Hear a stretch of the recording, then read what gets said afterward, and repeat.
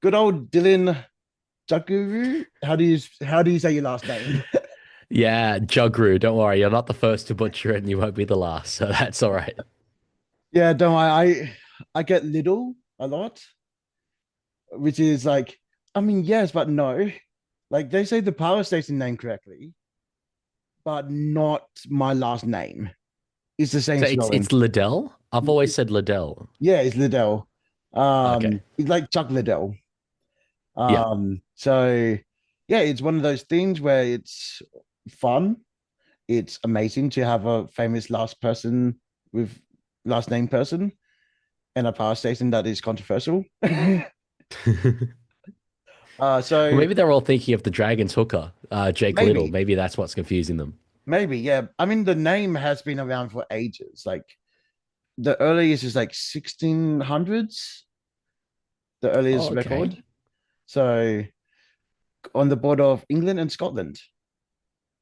Right. Yeah, So okay, that makes a lot of sense. yeah, so a lot of hatred for myself and also the love of the cold.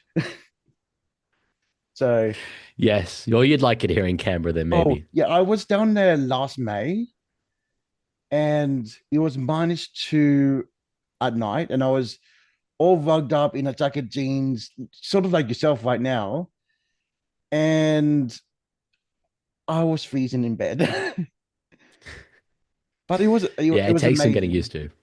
Yeah. No, it's a nice Honestly, place, but it's it just super is. cold.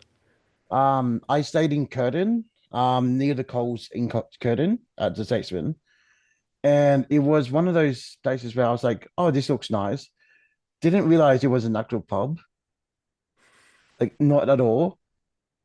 But I was like, "Oh yeah, this is nice. I'll go there." Originally, it was meant to be a holiday with me and my then partner. Then we broke up, so I was like, "Oh, sweet, I would just have fun instead," you know. But anyway, let's get into it. Um, so back in 2022. So that's a fun year for Manly. Sure was. There was Yeah. a lot that happened for them that year that derailed them. Oh, definitely. It was so the pride jersey. It was the everyone's welcome in the league jersey, and the message behind it is like everyone can get behind the message, but the way that the jersey was presented to the players kind of seemed like it was forced on them without any consultation. Is that right? Yeah, from what I know about it, and I will start by saying I don't have any inside knowledge beyond any, engaged fan, because I was very engaged at the time. I obviously very much still am. Yeah, it was a process that certainly took place without the inputs of the famous Manly Seven, who then Mm. subsequently obviously rejected it. Yeah, So, because I yeah, but I looked it there you go. up. I looked it up. It was quite a range of different backgrounds.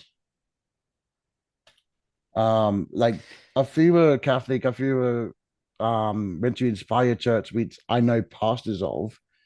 One was Mormon. So yeah, it was quite a big range of different beliefs. Yeah, well, what a lot of people sort of forget that I do want to touch on with this jersey was that it was launched during Women in League round. Oh yeah. So it's very weird because that's a round that's specifically about women and women in our game, which is a fantastic cause. It was a bit unusual that Manly sort of hijacked that in many ways in order to make a jersey that was in favor of the LGBT community and supporting that. Now, I will say from my perspective, obviously we're going to get into faith, and I am a practicing Catholic, and Catholicism certainly has, though disputed, sort of opinions on Yeah. homosexuality and such. I personally think religion and politics are very intertwined, and I am very happy for anyone to love anyone. Yeah. To me, that is just logical, and I would think that I won't get too deep into the religion just yet, but I would think that if God does love all of us, then he loves all of us, you Yeah, know? So not excluding any groups. So yeah, it was just weird that that was kind of co-opted in women in league round to me. yeah. Like I'm looking at the jersey now. Like it's a pretty well designed jersey. Like it's not over the top. It's not the whole jersey is a pride flag. It says two lines at the top. Points bet the sponsor at the time. I don't know if they still sponsor mainly at the moment, but then another one just reversed two lines with the rainbow, and I'm like, it's a really nice outfit. But It's one of the highest selling jerseys of all time. yeah, I think it's mainly to stick it to the seven, in my opinion. um, but it's one of those things where it kind of seemed like it was forced on Bond because it didn't they didn't seem to have much say. It's like, oh, here you go, you're wearing a pride jersey flag. We don't care what you say. There's no consultation, from what I heard. But the seven players, which are, I'm going to butcher this because English is my first language and I can't say Islander names. So I'm sorry to all my Islander homies out there. But Jos Alai, Tofo Foa, Sipley, Toto Cola, Christian Himalay, and Jason Zab and Josh Scusa. Um, they are they are the seven players, and it was against you the first game, It was. 20-10. It was. So I was happy on two regards. The Roosters won and Manly lost. Yes. Yes, I was certainly pleased that just from a footballing perspective, that we got to go up against a weakened Manly side, but from a much broader social perspective, um, it's obviously it's sort of a fascinating balance of freedoms because there's this whole big debate, which I'm not sure completely where I land on it, but in terms of accepting everyone, do you accept the intolerant? And that to me is a fascinating question. Is tolerance being tolerant of the intolerant? Which is it's deep thinking, but it basically what it boils down to is it okay to have an opinion like say those seven players might have had, or we can imply that sorry, infer that they had this opinion, that they are not tolerant of the LGBT community. Fundamentally, what I would say is that I think people are entitled to their beliefs. Sure, certain beliefs are harmful, and those people may suffer the social consequences of those beliefs, which the Manly Seven certainly did. They were vilified for a long time, rightly or wrongly. But to me, the way that it turned out with the players having the freedom not to wear the jersey ultimately, I think that's okay. Yeah, definitely. If they choose not to wear it. Yeah, I'm looking up like their releases history, and yeah, one of them is Mormon, which shout out to all the Latter Day Saints if I don't get their name correctly. So he's a Latter Day Saint. They hate it when I say Mormon. One studied chaplaincy and one grew up in a mega church. I know one of them went to Inspire Church out in Liverpool area. I actually know some of his pastors personally. Which I didn't realize that connection. Um, but this was during the time of Des Hasler, when he was coaching Manly. And isn't he retiring now? Or is that a Yes. different? Yeah, he's parting ways with the Titans. I believe that that will be the end for him, but I don't think it's completely confirmed whether he'll get a job somewhere else eventually. I mean, there's a lot of I mean, he's been around for a while, so yeah. I mean, so is Wayne Bennett. He's been around for a while, so he could always get a new job somewhere. But it's Okoladu. He was 23 at the time, I believe. Um, Sounds right. he was a missionary for the Church of Jesus Christ of Latter-day Saints, the Mormons. So I may know people who know him personally. So that would have been a fun conversation for them to have if they were into the sport. Um, the Kalau, or Kula, he was Cola, nine. yeah, Yeah, Tolotau Cola. yeah, he was 19 at the time. He grew up as a member of a mega church called Jesus is Lord, which is based in the Philippines, which is definitely a church I have not heard of. It's probably quite more, maybe like ethnic based. And a lie, he was 26, who studied chaplaincy. He was at Inspired Church. So I actually know people who would have taught him.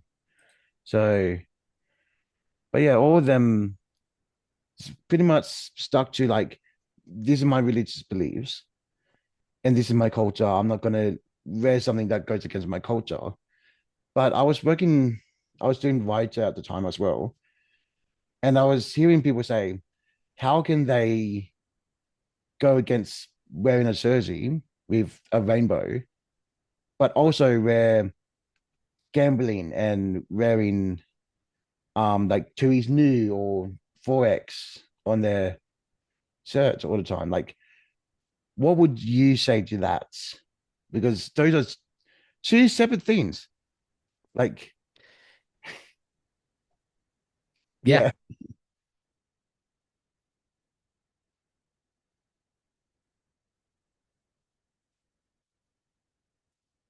Oh, and I think the chemist version.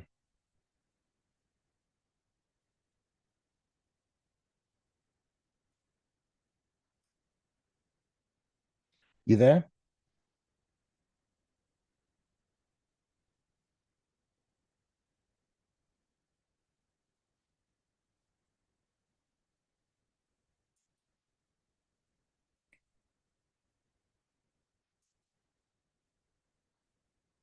Oh, it's on my side.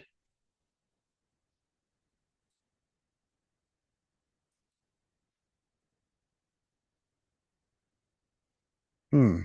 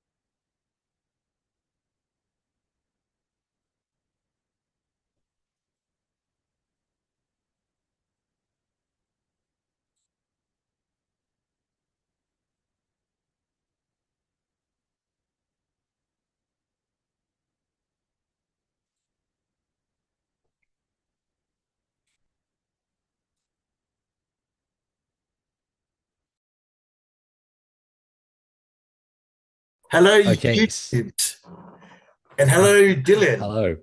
Good to be back. Yeah, same. So technical difficulty, tech, technical difficulties with Tom Scott. So we'll briefly go over what we spoke about because I think the whole Zoom crashing, I may have lost it, but hopefully I saved it. So Manly 7, 2022. They lost to you the first round because Manly beat Bickerton. Yes. They were falling apart at that point of the year, Oh yeah. with all of that was going on. It was free fall. And it was the last, what, 7, 8 games as well. Like, I know they lost 7 games, but it was the last at least 10 games of the year when it happened. So Yeah, it was late in the season, and yeah, they were in contention for finals positions, but yeah. really sort of slipped away. I was remembering that season because I got a few friends who go for Manly, so I feel sorry for them as it is. Met someone tonight who also goes for Manly, and I'm like, my favorite Manly season was the last 7 games of 2022, and it's like, yeah, that wasn't our best time. No, no, it certainly wasn't. Yeah, so there's 7 players, um, all basically said like, hey, this is our religious and cultural values, so we won't wear the jersey. But I know it wasn't. It was just for the game that they were going to boycott. But was it the ban? Like, did they get banned afterwards? I wouldn't quote me on it, but no, I don't believe there was any suspension or anything from the NRL. I believe it was just they had an agreement with Manly not to play in those games in which the jersey was going to be worn. I mean, that seems fair. Like, I'm not going to like if I was many in the head team in coaching whatever. I'll be like, okay, if you're going to say no to this jersey, don't play when we're wearing it. But from memory, it was only one game.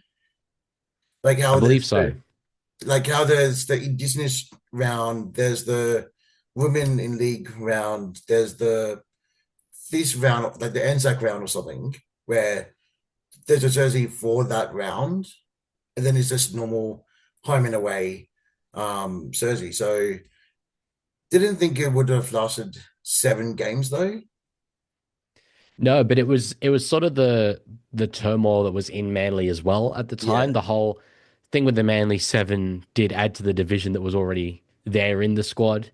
There was a lot of media attention around it, even in the weeks after the jersey. Oh Once those yeah. players did return to the field, they were under a lot of scrutiny. So it was just too much for them to handle at the time. Yeah, and I think this is the question that got us cut off last time. So hope fingers crossed. I was doing writer, still am. That's what I do for work. I love it.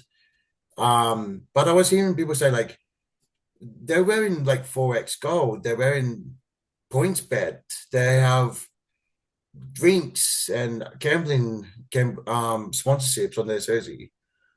What's so bad about a gay flag or gay jersey when they got these two things? So how would you respond to that as not only someone in the commentary creative field, but also someone who is Catholic?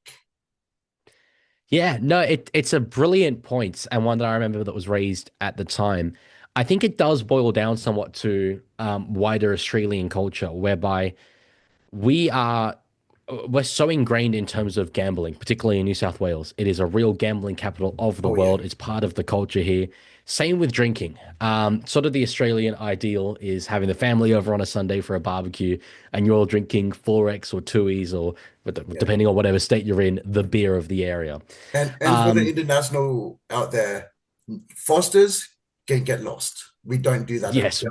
we don't have it here. The No, no, Simpsons I lied to you. Yes, I remember being going overseas and they were like, "Oh, Foster's, Foster's." I'm like, "What are you talking about? Do you mean Yeah. Tuies?" Like, Like, do you mean VB? Like, yeah, exactly. what is this Fosters? We're too uncultured for that. But yeah, so I think if a Manly player were to come out and say, "I don't want to wear a jersey that has a gambling or a beer sponsor," not only will there be social backlash from I think wider Australians, Yeah. but also, good luck finding a team in the NRL that doesn't have a gambling or drink sponsor. Yeah. Off the top of Yeah. my head, Roosters is the only one that I can think of. We've got a gambling sponsor, Unibet. The Warriors aren't Okay. allowed to have gambling sponsor, but there's a good chance that they might not have beer either. I'm not sure. Yeah, because New Zealand's weird. I can say that because half my family's Kiwi. So shout out to my Kiwi family who might be watching. But yeah, yeah, maybe the Warriors, but in Australia, like I live 4 minutes away from a pub, 5 minutes away from a leagues club, and both sell alcohol to take home from the doors, essentially. So, and any pub in New South Wales, no matter where you go to, there's always a pokies, there's always a gambling like at least a tab or something. Most of the time, it's both, or and Kino as well. But going down to Canberra last year, where I stayed the Statesman, there was no gambling done in ACT that I saw at least. Is that the norm? Yeah, well, it's hard for me to comment on because I'm not a gambler. Yeah. So even if I was here, I wouldn't engage much in it. I know we have a casino here. Oh yeah. And But that's yeah, got Parliament it's House. not, yeah, Yeah. but it's not like New South Wales where you're correct in that you walk around and you see a TAB. Definitely more so like 10, 20 years ago than now. But you still see it. You still see it. Um, yeah, but that's the general point. Whereas, so if you were gonna make a stand against those things, it's going to be a lot more difficult than say making a stand against the LGBT community, Yeah. who you will have at least a section of the Australian population, much as I personally disagree with them, Mm. who will stand by you, and even people who rightly or wrongly, will talk about just freedom of speech and political freedoms and freedom not to wear something that you don't believe in. That I do maybe subscribe a little bit Yeah. more to. So it's a much easier battle to fight, and I think that that's why they were able to kick up a bit of a stink about it. Yeah, because with sponsorships, it's not with the player, it's with the team. Like if my like I know with Eba, there's plenty of people who of all different persuasions. So there's Christians, Catholics like myself, there's Hindus, there's Buddhists, there's atheists, there's all aspects of people driving and using. I actually got asked once during Pride Month if I'm gay because on the map that the rider would see, my car had the rainbow, like one of the pride flags, and they thought, oh, this must be. You were saying like, hey, just so you know, this person is a part of the LGBTQIA plus community, and I was like, no, I'm pretty straight. Like, I like women, but obviously, like, if you're a part of the community, we love you, sort of thing. Like, one of my good friends, she's married to one of my sister's primary school friends from back in the day. So like I got people in my life, I got a few family members who are a part of the community. I'm not going to dox them, of course. Shout out to the Knights family member who is not talking to me tonight. That was a good game. 40 to what, 10? Yes, Yeah. I believe so. You must be very, very happy. I am. I mean, like anytime that my team, Canela, beats any other family member's team, I always just tag them in the post and be like, "Sucked in, you loser." Every time, without a doubt. Very classy, very Yeah. good. I mean, if you're not making fun of your cousins and your family members, are you really having a family or like? That's a But yeah, good point. That's a very good yeah. point. And so that is the Manly Seven essentially ruined Manly for that year. And 2023 was like the start was pretty bad as well. From like the start of the year was pretty bad for them as well, if I remember correctly. There was still a bit of a hangover, that's what I'm Yeah. looking for, of that. And even when, say it wasn't a problem within the four walls of Manly, because it was still something that was spoken about in the media, Mm. all it took was for them to maybe lose a game or two, and then suddenly becomes a self-fulfilling prophecy of, oh, there's still division at the Seagulls. And obviously there's like a million other factors as well than just the pride jersey from the year before. But it did lead to the sacking of Des Hasler. I Yeah. firmly believe that he was used as a scapegoat. And it was a real lesson globally of how not to handle integrating politics or values Mm. in with professional sports. Certainly, it's one that I think a lot of other NRL clubs have really taken notice of because we haven't seen Yeah. anything like that since.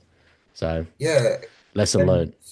I even had one many friend of mine that was like, Well, it's the same as wearing an indigenous jersey, in the sense of you're born that way, the born that way mentality in the LGBTQI community, and also you're born that way ethnically as well. If you're Aboriginal or if you're from overseas, if you're Maori, if you're Kiwi, if you're Australian, you're born that way. So I'm like, when I heard that, I'm like, totally not the same thing. Like, I don't hear like, oh, your ethnicity is who you sleep with. Like, obviously not. But like, biodiversity is like who you're attracted to. Your ethnicity is your like your cultural, like your racial background is just describing you, like your physical. So I'm just Yeah, like, well, you know, sorry, you go. and there you go. Okay. But I was like, that's totally not the same thing. Like in the sense of like two polar opposite, I like things. But I get the sentiment of like, yeah, but like if they came out and said, no, we're not wearing indigenous jersey, that for me would be a bigger issue because you're going against a whole group of people that have been also marginalized, of course, in Australian history, but in a very different manner. Like, yeah, there's been like throughout history, LGBTQI plus people have been heavily persecuted, but also Indigenous people in Australia very much more persecuted. Very bad things happen in Australia. So yeah, it's just that just didn't make sense to me. Yeah, it's an interesting comparison that I've never been presented with before. What I Yeah, would say to it is that I mentioned earlier, you can hold beliefs, but and you can express beliefs, but certainly when you express beliefs, you have to be prepared for the consequences of oh doing yeah, so. If a player were to refuse to wear an Indigenous jersey, okay. I personally, I'd be okay with letting them do that if that's what they want to do, yeah, but they will suffer significant social backlash oh from yeah, their own fans, from opposition fans, from the media. With respect to the Manly Seven, they did as well. They yeah, suffered social backlash for their stance. So personally, while I would be very disappointed if, say, a Roosters player was not going to wear an Indigenous jersey, and it would make me think infinitely less of them as a player and as a person, yeah. I do believe in their right to do so. Fundamentally, at the end of the day, I disagree with it, but I also don't feel I have the right to dictate what is and isn't morally justified. Yeah. So yeah, they But, suffered the consequences of their actions. but what is legally justified? Because I know you're studying law. Yes, well, I do have to preface everything by saying I'm not a lawyer. I cannot legally give legal advice. What I do know is that speech protections in Australia are very limited. We have what's called a constitutionally implied freedom of political communication, which is not a particularly strongly defined principle, Yeah, but it would apply in instances of personal beliefs. So if if it ended up in a court situation, which obviously it didn't in this circumstance, you would probably have a judge saying, "Look, these players have the right to express their political beliefs in this instance." But also, whether if you're having a moral debate, from my perspective, I think legality doesn't enter into it because there's been a lot of laws in human history that haven't been very moral. So it depends sort of where you fall on that. and also it wasn't directed at any individual or individuals. It was just like, no, we just don't want to wear something that is about pride, which yeah can be seen as quite hateful, quite bigoted, but at the same time, it's just like they're not saying that they hate gay people or they hate this particular person because they're gay. It's just we don't want to wear this jersey, you know. And now I'm realizing I am wearing maroon and white, totally on not on purpose. So I mean, Manly did win today as we record this, so it is something. There's a bit of a link.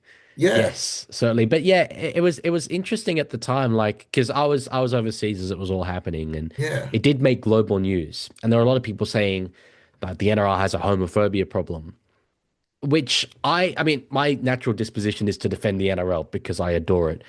But there was not, in my opinion, enough focus on the 23 players in Manly's top 30 who were prepared to wear the jersey.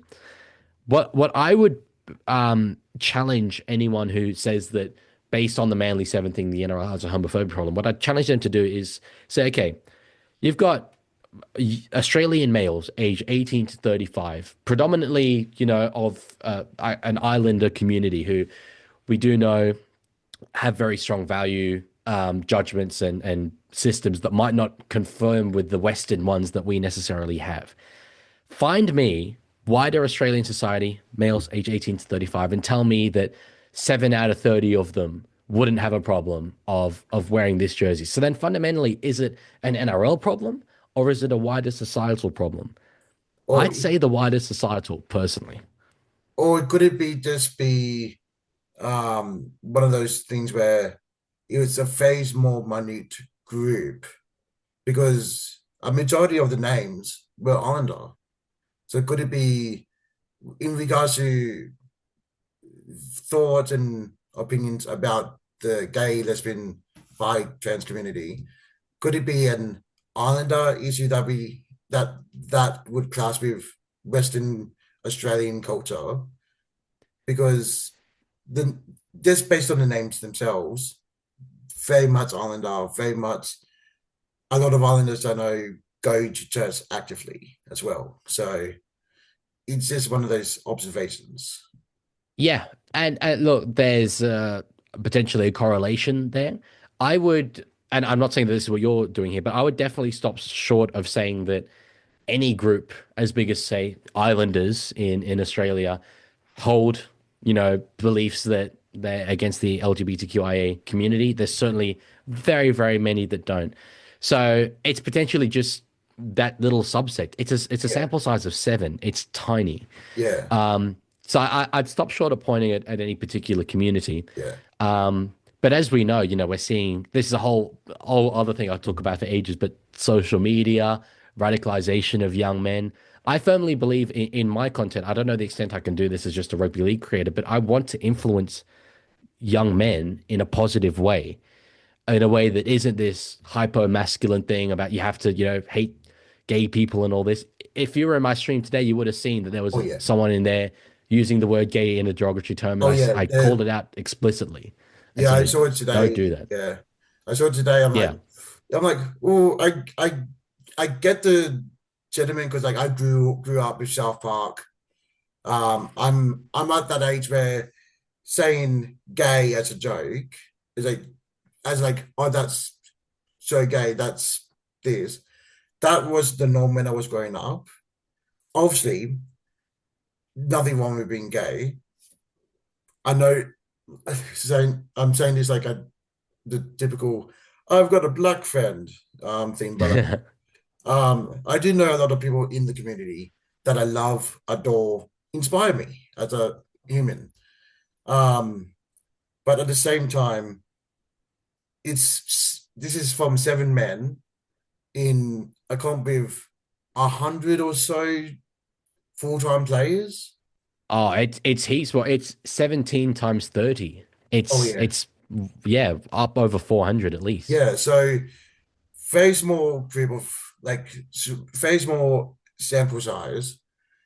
So obviously, there's going to be some bad apples in such a small thing, which is why like a lot of like I would assume a lot of case law, a lot of medical studies would have like thousands of people, give or take, that have different life experiences and all that, so that they can be better understood with medical stuff.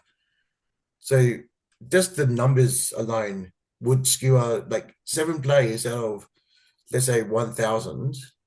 That's still very small.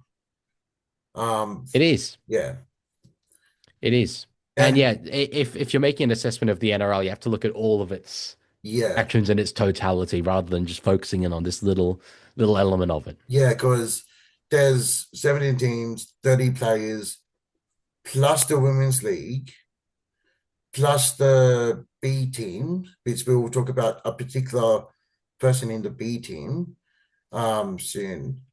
Um, and then you got to look at all the other feeder clubs as well. Seven out of like maybe 3,000, 4,000, maybe more.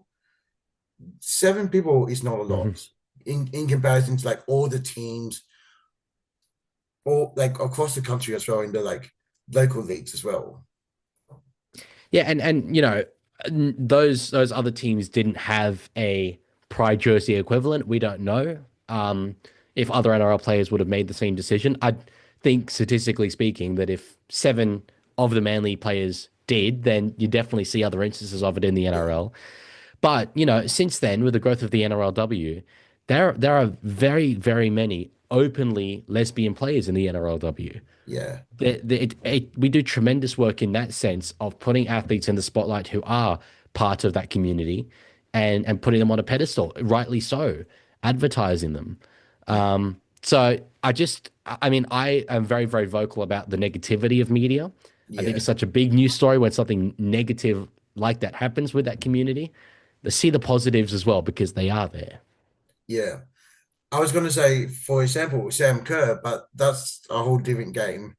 It's a whole different Different game. sport. Like, Yeah, but no, but the likes of Kira Dibb, for example, she yeah. comes to mind from the Cowboys. If I follow her on social media, it's great. She posts so many things with her partner, who's a cheerleader for the Roosters. Oh, It's really cool to see. it is cool, yeah. But also going for different teams, that's going to be causing some problems if one of their teams win. Because I know, like, Yeah, if so when the I know, Roosters play the Cowboys in the NRLW, just a little sneaky food poisoning the night before yeah, would be outstanding. it's like go Greens, sucked in. Yes, like I'll probably do that as well. If my missus was a cheerleader for Manly and I was playing Cronulla, I would probably suspect that she would poison me, like because culture.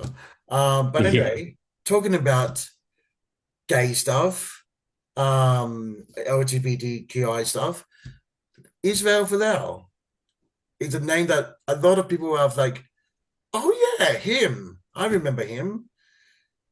He uh, he posted a meme essentially.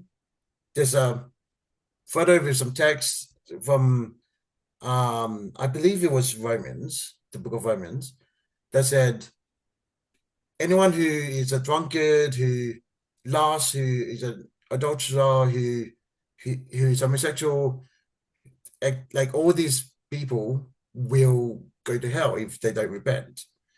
And the message behind his post is I'm what I would be included in this because in Christian in Christian thought, it's everyone falls short of the glory of God. No one's goes to heaven by themselves. Um, so like Israel is saying, um, yeah, I'm including this too, guys. Like I've been indulged. I've been no drunkard. I'm included in this, but also like very much pointed in like saying like, hey, in this culture, the big thing is homosexuality. What were your thoughts when you first saw that news come out? I remember where I was. It was such a big thing because at the time he was being considered for a return to the NRL. He was linked. Um, he's managed by Isaac Moses, I believe, at the time. So obviously he's got a lot of connections around the NRL. Fundamentally, I mean, my opinions on it haven't changed from the time, and they do fall in quite a similar way to the Pride jersey of I am perfectly happy with allowing the individual to have the freedom to express whatever they want, although I personally disagree with it. But where it became a controversy, certainly from his perspective, was that it prevented clubs from signing him. Clubs no longer wanted Yeah, to pick him up based on his political beliefs. And I believe in that side of the coin as well, because I think if you allow the freedom for the individual, you have to allow the freedom for the organization. as well. Yeah. And I understand why he was a ticking time bomb if you wanted to Oh pick him yeah. up and offer him a contract after he said those things. Yeah, because there is a duty of care as well. Like obviously we're both in the content creation. We both have some sort of eyes on us. You obviously with nearly 8,000 subscribers, me with about 80 or so, like different influence size. But if we say anything that we hold deeply, like if I'm like, pineapple does go on, like if pineapple does go on pizza and you're going to hell, or for you, example, pickles suck. I don't like pickles. If and That like is and me. obviously these are stupid examples, but like if we will like beat our chest over this, like fully believe in it, yeah, our company that we work for, or our for you, university or whatever, if they're like, no, we disagree with you, we're not going to hire you, we're going to kick you out of your dorm, we're going to kick you off the platform, the company would have full rights to do that. But also, there is a duty of care for both you and I to be like, yeah, these are our beliefs, but like, if we were to share it, how do we share it in a way where it doesn't come across as an attack, while also being true to us, but also not harming? Like, there is a lot to go into that as well. Yeah, and I can understand why it would be frustrating for someone to hold a belief like Israel's because they wouldn't be able to recognize internally necessarily what is wrong with it. Um, but yeah, it's one where I mean it comes back to suffering the consequences of your actions.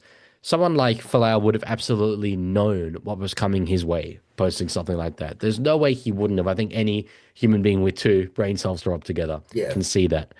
Um, and I remember, I mean, I've called out a couple of other content creators in the past for sharing opinions that were harmful.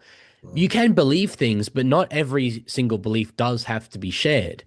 So fundamentally, I think Israel probably knew the consequences of his actions. He made a conscious decision to share his opinions rather than keep them to himself. He bore the consequences of that. I really don't think that there's all that much more to it when you look at social repercussions. It was all pretty foreseeable. Like, if either of us said somewhat similar beliefs on any of our platforms, I know that, I mean, with you, with your in a NIL commentary channel, you don't touch religion. Oh, I mean, we're in 10 minutes apparently. Um, so like for you, it's a non-political, non-religious. We're just talking about the game sort of thing. Call out stupid stuff here and there. But for me, like my whole channel is religious, so for me, like people would expect more religious messaging than you. And with Israel Folau, we would expect for him to do NOL, football, anything sporty. We would expect that from him. And as a like a general viewer, he's like, okay, that guy just did something that doesn't fit with his branding because he's essentially like any public figure is a brand. So, what would your advice be for people in that field, in the same position as you, who has a brand but also has deep religious or political views that doesn't gel well? Yeah, no, it's a great question and one that I have thought about a fair bit before, both when it comes to religion and politics. I guess the closest example I get, I often on my streams, like global issues will come up. We talk a lot about Donald Trump, for Mm, example. And I'm very yeah, conscious of the fact that while I personally hold very strong beliefs on him, I don't want to really alienate my audience on something that isn't relevant to my content. So I yeah, often kind of just skirt around it. Um, in private, I feel very comfortable sort of having those opinions oh and yeah, you know, I might even go out to a protest or whatever in a private capacity as Dylan Jogru rather than as the leaguey. But you have to recognize while having a platform is is nice, it's also a big responsibility. There are a lot of people who your messaging will affect, so you have to be very careful. It's not very difficult to avoid being controversial, in my opinion.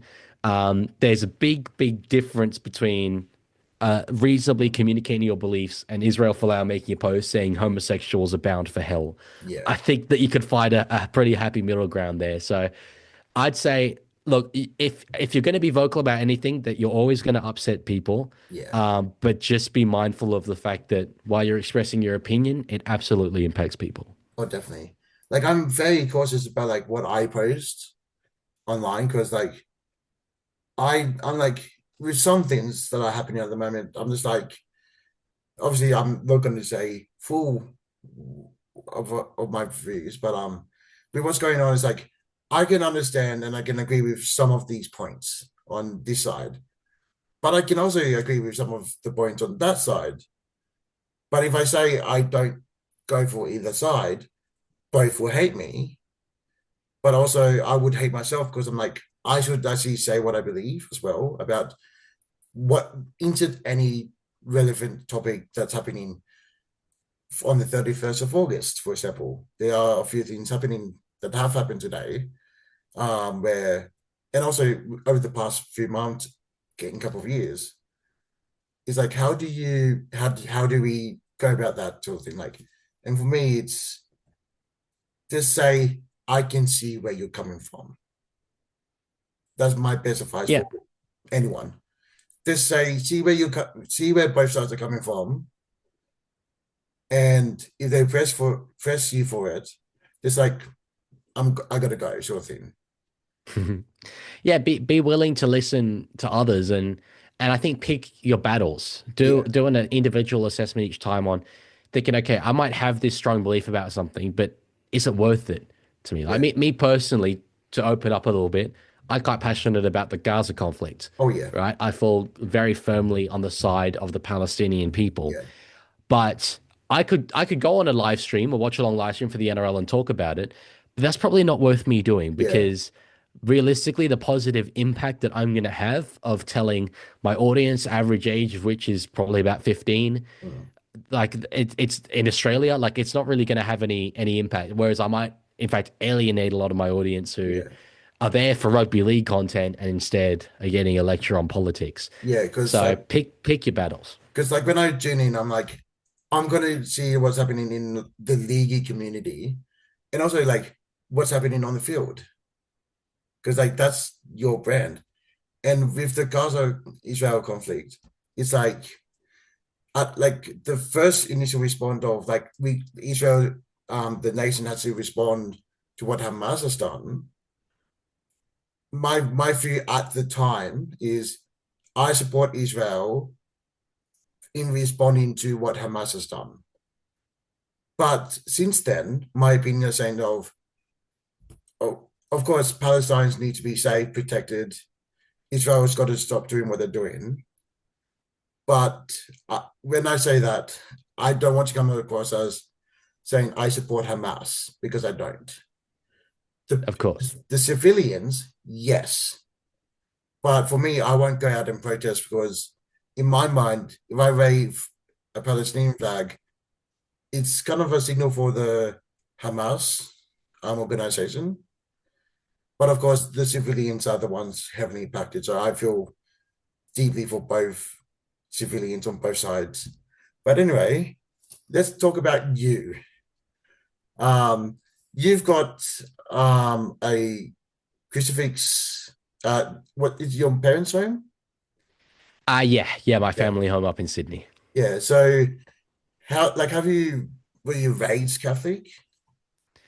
Yeah, I was born into a Catholic family. On my father's side, he's very Catholic. Both of his parents, they were immigrants from Mauritius. Um, my grandmother grew up in a convent.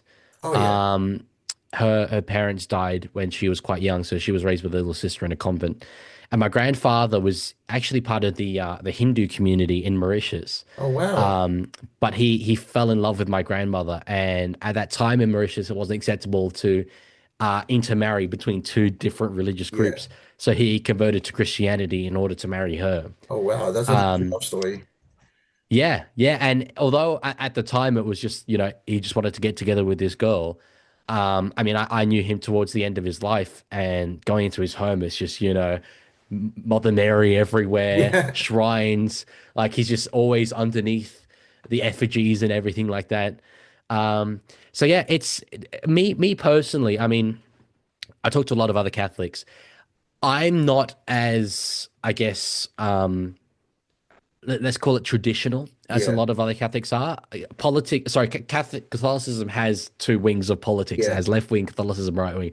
I fall rather on the progressive side of thinking we need to adapt Catholicism to a modern world. yeah, Functionally, what that means to me is that I abide by the value sets of Catholicism of loving thy neighbor, being a good person, being loving. We're all children of God. He loves us all the way we're all made.